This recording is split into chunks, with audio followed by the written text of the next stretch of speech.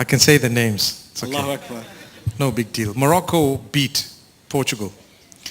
I don't really follow football that much, but we know the scores and, we're up to date with what happens and so on. So there is a specific way of pouring Moroccan tea. Those who know.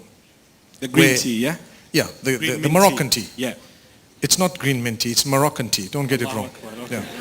Specific, yes. You got to go there to appreciate it. Allahu Akbar. And so you pour it in a way that you actually lift the kettle right up and you let it, make that sound and bubble up and so on.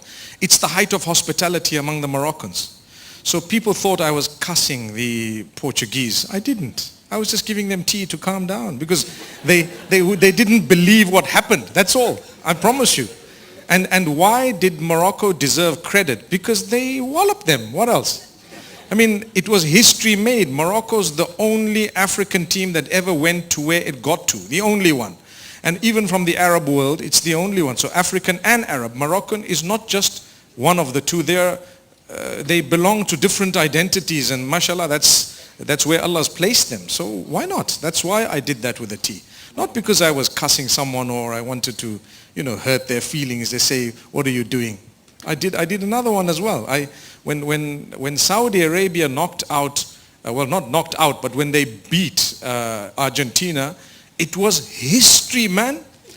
It was the first loss after 36 wins. Come on. The first ever Asian team in history to knock out, or to beat, should I say, Argentina. I just wanted to say well done to them. I don't think I committed something haram. And I just said, I tried to crack a bit of a witty joke to say things got a little bit messy. Not because I don't like the guy. Not because I don't like the guy or I like the guy. It had nothing to do with it. It's just the word. It happened to be a guy's name in that team is Messi. I didn't choose his name.